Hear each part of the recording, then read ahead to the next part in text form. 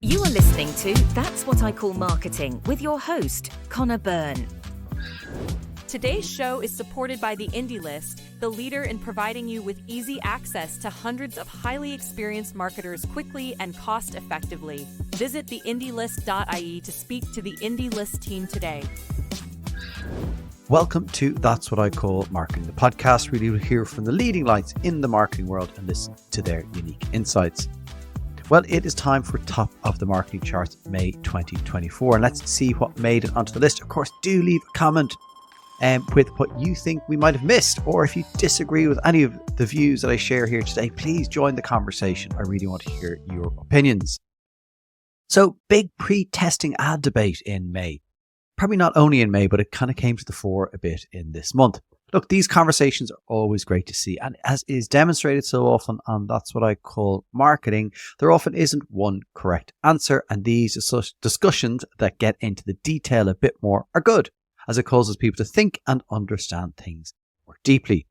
I've seen firsthand the benefits of pre-testing, but as Sarah Carter has said, you need to understand what is behind it. Understand the numbers, understand the questions being asked, and know what people are reacting to. It's not like the finished material will be like. For me, and Sarah makes the point too, the context is the key. The way the ad will appear in the real world, for example, the programming it is surrounded by, the position in the ad break, the ads around it, all these things matter.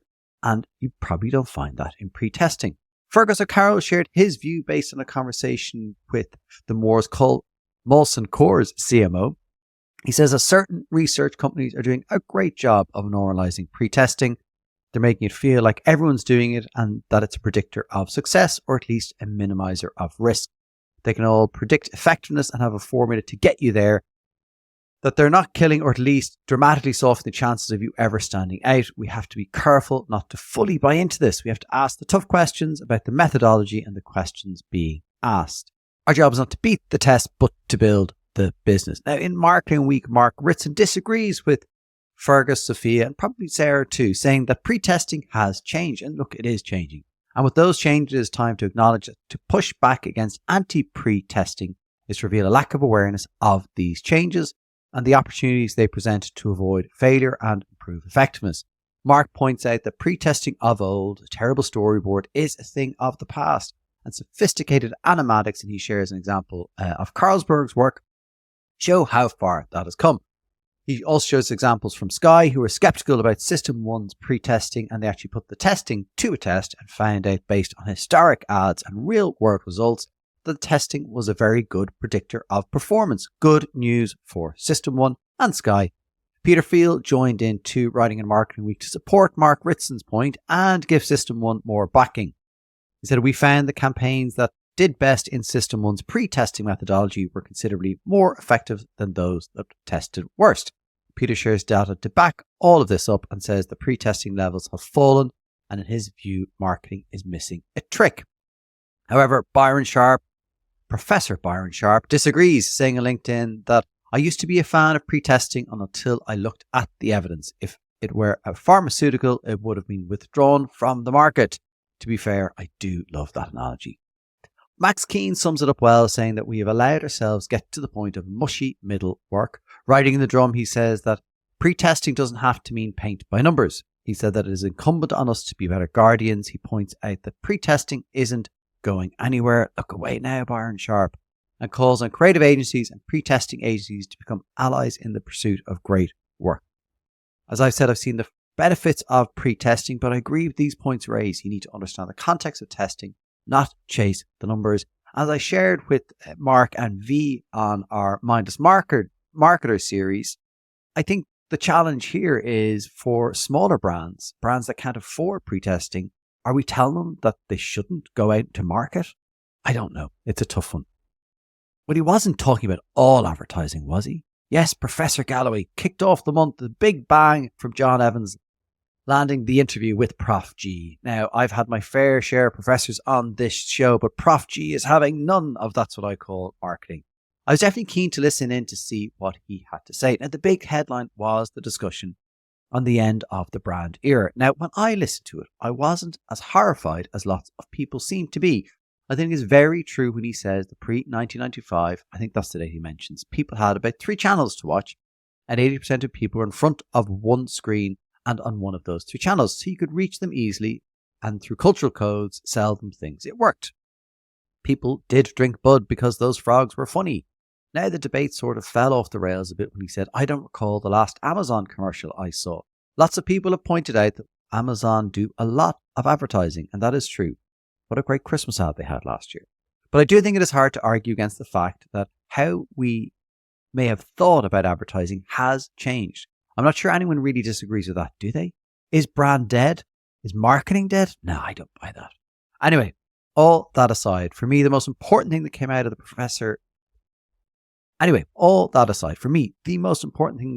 the episode with Prof G was his thoughts on social media and the damage it and phones are having on kids, the pressure, the negativity. It's all a bit too much. In fact, anyone reading this, watching this, or listening to this that knows anything about product design and manufacture, please send me a message. And it's really sincere call out. I have something I'm working on and I'm stuck getting a prototype created and I need help. Right, moving on to something slightly different. Have you been tangoed?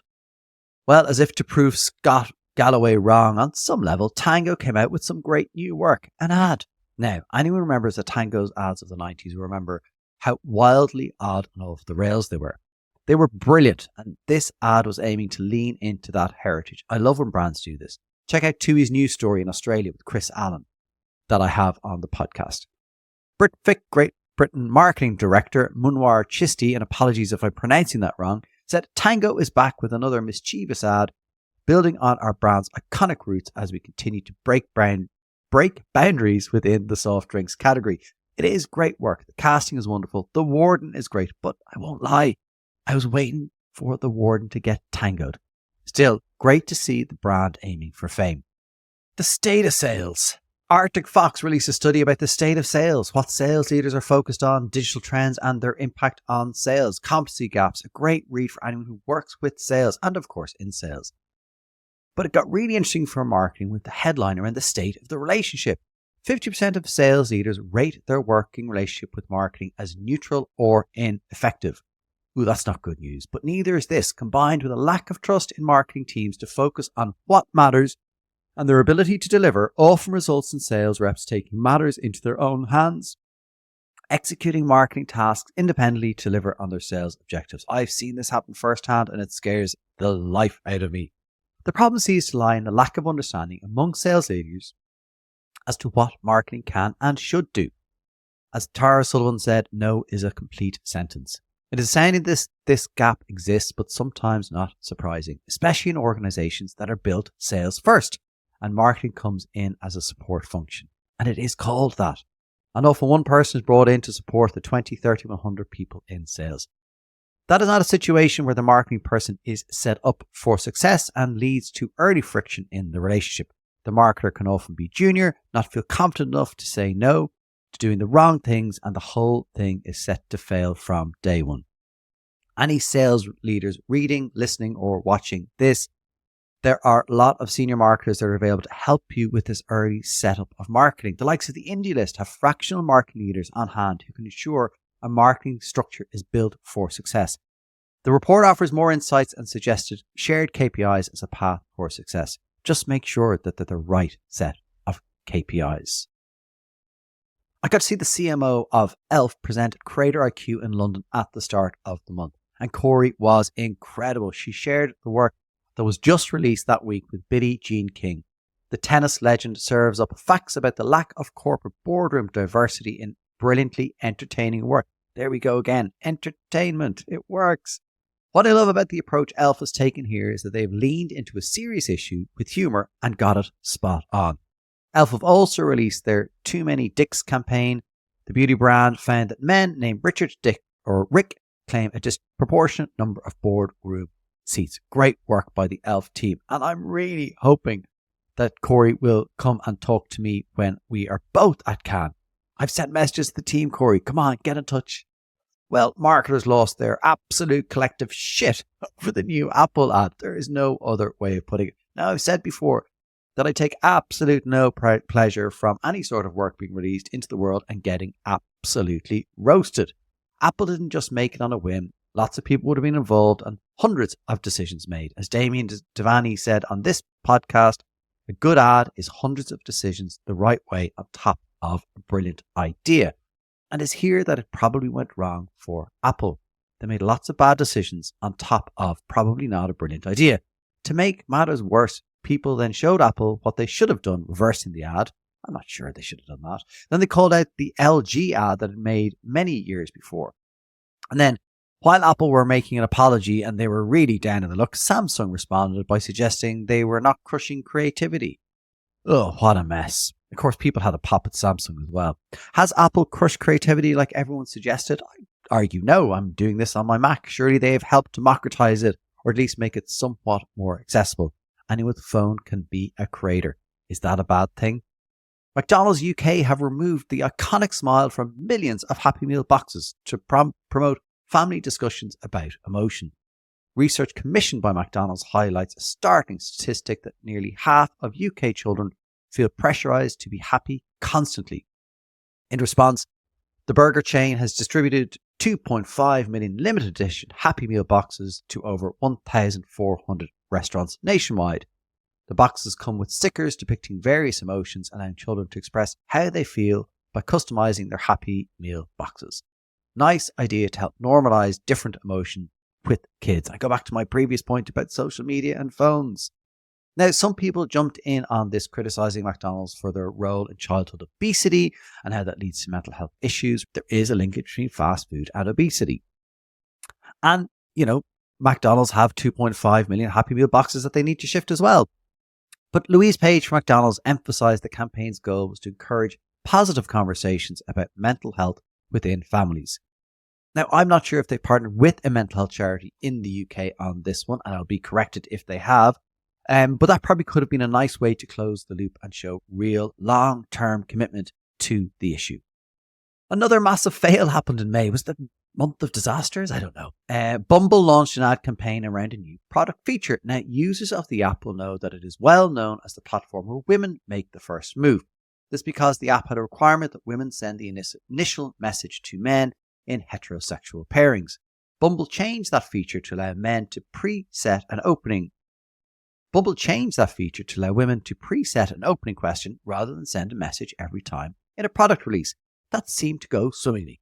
But the ad campaign that went with it did not. Bumble created out-of-home ads that had edgier headlines like, "You know full well a vow of celibacy is not the answer." Chief Marketing Officer Selby Drummond said in a press release, "We wanted to take a fun, bold approach in celebrating the first chapter of our app's evolution." Well, they certainly got attention. Probably not the attention they were hoping for. The reaction was not great. Users and followers said that the ad shamed them for choosing not to have sex. Bumble apologized and took down the celibacy-related ads, stating, "We made a mistake. Our ads referencing celibacy were an attempt to lean into a community frustrated by modern dating, and instead of bringing joy and humor, we unintentionally did the opposite." Again, not to celebrate this in any way, but more, what is the learning for us?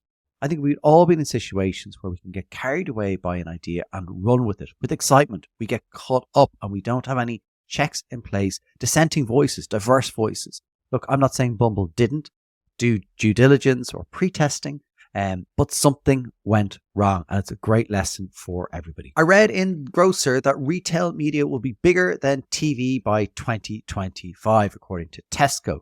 Now, there are people out there, I'm looking at you, Colin Lewis, who've been telling us this and letting us know that it is where budgets are moving to. In the UK, Tesco will treble the number of digital screens in stores to 6,000 by the end of this year.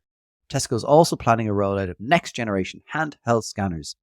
These will target millions of shoppers with hyper-personalised ads as they travel around its stores. I won't lie, I love the idea of this. The Club Card app experience is going to get more personalised too. And so this is a real drive by Tesco. Again, I love this.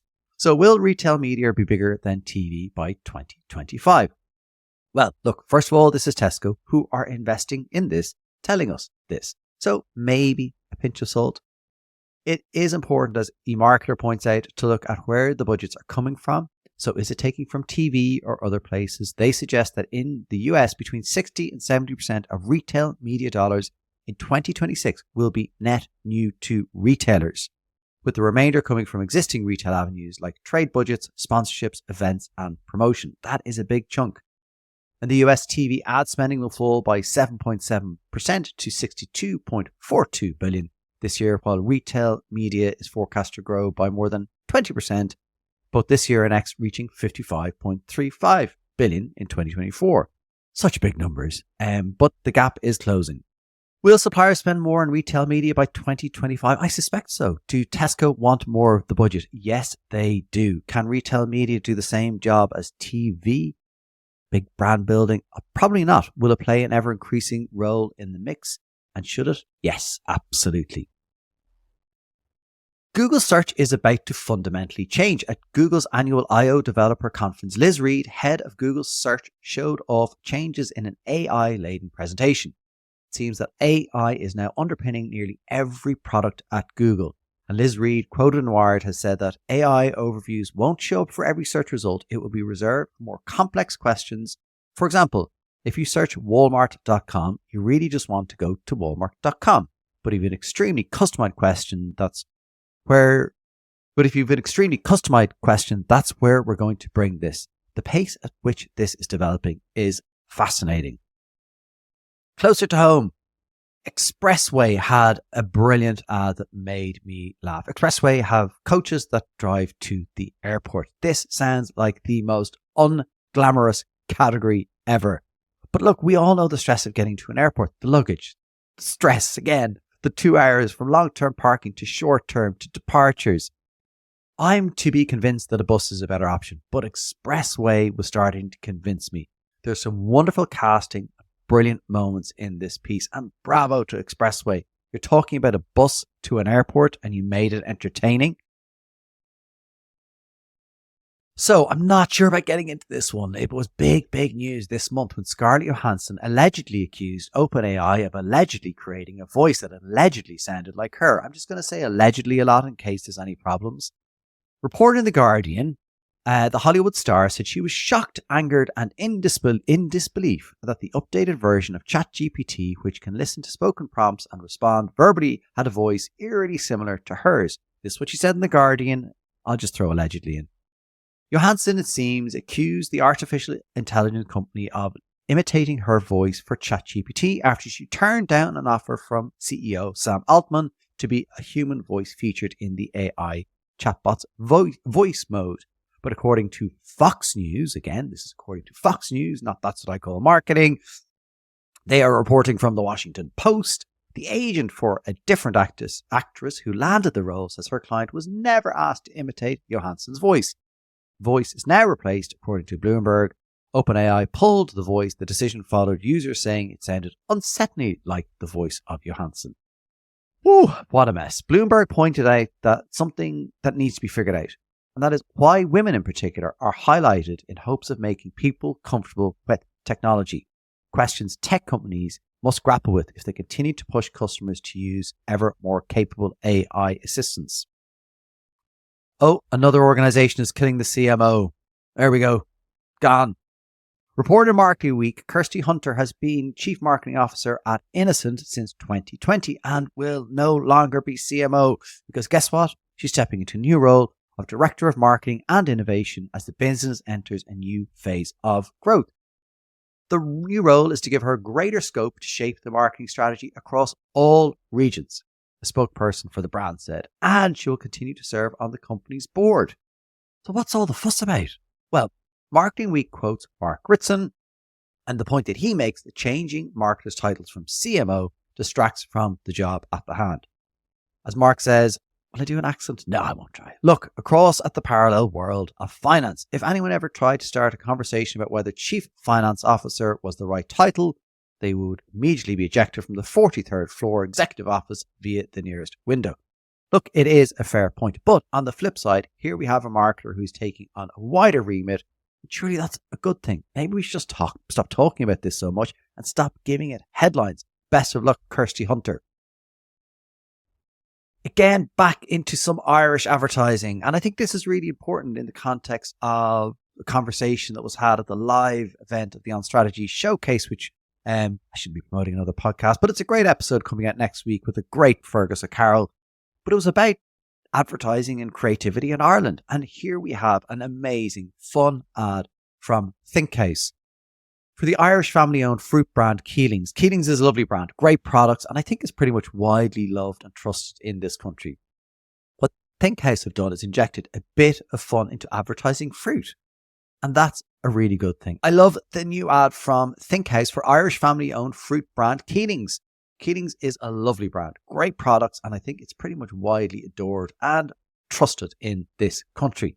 What Thinkhouse have done is injected an incredible amount of fun into advertising fruit, and that's a good thing. I know Jane McDade was at the On Strategy Showcase recording a couple of weeks ago, and I wish I had thought about this ad as a great example of an agency doing fun, enjoyable work when that question was asked by Fergus O'Carroll. It is so totally Irish and really enjoyable fun. Joe Batty, Sales and Marketing Director of Keelings Retail Ireland, said the next stage of the brand's journey was to build on its already well-established credentials, ensuring its relevance in today's market with consumers. I think you have done just that. Bravo. I say it every month. I'm not going to mention Uncommon Studios, but then they go and spoil it all by doing something stupid like making great work. This time it is for the UK's largest digital bank, Monzo Bank, showing that no matter how money feels on Monzo, it feels better. Their first above-the-line campaign in 5 years, and AJ Coyne, Monzo's VP of Marketing, said, "Money evokes a variety of feelings, usually stress, anxiety, avoidance. However, our customers tell us that on Monzo, money feels different. So much so that they're 7 times more likely to use the word love when describing us than any other bank. We don't have Monzo in Ireland. I wonder would it make my lack of money feel better too?" Now, I've talked about Canva before on the podcast. I am a huge fan of Canva, and I am hoping to track down their CMO, Zach at Can. Come on, Zach, come and say hi. We can do an episode with Corey and Elf as well. Right, anyway, we'll get to that. I use the product every day. For a non-designer like me, it is easy to use. So I was excited to hear what happened at their product conference in LA. I was watching Keeney on social for the updates, and then my feed sort of blew up with people talking about Canva and a rap product launch.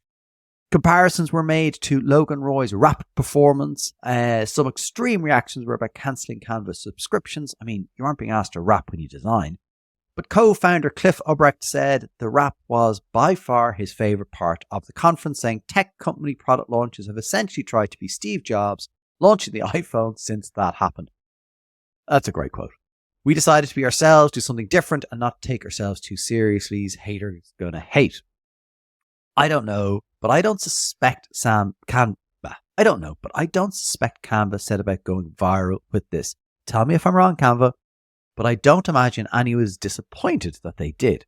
Most tech companies' conferences go wildly unnoticed, and product elements normally involve some SVP rehearsed to within an inch of their lives, nervous as hell, fumbling over a beyond scripted script, and it's terrible and gets no attention. So if I were Canva, I would double down on this next year. Go full Eurovision or something. Kerry Foods are merging dairy and oat. I won't lie, this sounds like an incredibly weird combination to me, but they are pretty smug about it, pumping $5 million behind a campaign. Victoria Southern Strategy, Marketing and Innovation Director with Kerry Dairy Consumer Foods said with this first-to-market category launch in the UK, we are not only creating a new way for dairy lovers to do dairy with a bold and exciting new brand, but also creating a dairy category that is fit for the future.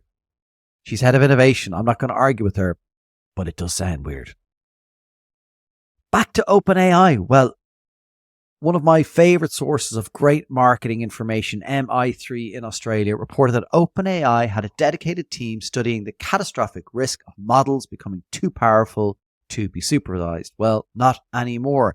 Their team lead, John Lake quits, slamming the firm's AI safety culture. It gets pretty damning in the MI3 article. These guys know their stuff. Apparently the resignations are due to a lack of faith in the commitment of OpenAI's leaders and investors to AI safety. Lake, the firm's head of alignment and super alignment, did that this week. They were quoted as saying, building smarter than human machines is an inherently dangerous endeavor. And OpenAI is shouldering enormous responsibility on behalf of all of humanity. But over the past year, safety, culture, and processes have taken a backseat to shiny products. Any ad that starts with the line, John from work, is something that I am going to enjoy. I got to join the Marketing Leadership Masterclass session with CMO Boots Pete Markey. Pete is a Marketer of the Year, and if anyone's heard him speak, will know how engaging he is. He shared so much about his views of marketing, his approach to working with the C-suite, his marketing philosophy, and we're definitely working on getting Pete on this show. How many call-outs have I made for guests in this one segment? Anyway, in that Marketing Leadership Masterclass, Pete mentioned the new summer work from Boots. They always do great work, and this is really enjoyable, great casting, and let's face it, they always do great work, and this is really enjoyable, great casting, and let's face it, I'd be as thrilled that we packed the wrong Boots bag too. I'm going to end with politics. Yes, if this wasn't serious, I'm giving you politics. Politics tends not to do great marketing. Now, correct me if I'm wrong there and show me a great political ad, but they tend not to do it. But when your cousin is a comedian, you have a bit of a chance of creating something that's a little bit different. So hats off to Barry Andrews for creating something at least a bit different for the European elections. In the newsletter, you'll be able to get a link to it. I'll watch it over and over again while I'll try to figure out who vote is. Great piece, really enjoyable, really entertaining, and really brave, I guess, for a politician to go there and try something totally, totally different. Well, listen, that is it from this month's Top of the Marketing Charts. I hope you enjoyed it. Check out the newsletter on LinkedIn or on our website where you can get links to all this great work. That's what I call marketing.com. And we are going to be back. We have our series with legacy communications, building a legacy, continuing. That's a 3-parter. Part 1 was released. Of course, you can listen back to that. The Mindless Marketer series is coming out on Tuesday with Mark and V from The Sleeping Barber. And then it's off to Cannes, where I'm going to meet as many people as possible. So if you are at Cannes, visit that'swhatIcallmarketing.com/Cannes. Get in touch and we'll set up time to meet over there. So thanks so much for listening, watching, and until the next episode from me, your host, Conor Byrne, thanks for tuning in. Are you facing the maze of global expansion? Diplomat introduces the diplomacy model, a cost-effective, innovative approach to navigating the complexities of your brand's presence in international markets. Visit diplomat.agency. If you would like to reach an engaged community of marketing leaders, get in touch with That's What I Call Marketing to discuss sponsorship opportunities. Today's show is supported by the Indie List, the leader in providing you with easy access to hundreds of highly experienced marketers quickly and cost-effectively. Visit theindielist.ie to speak to the Indie List team today.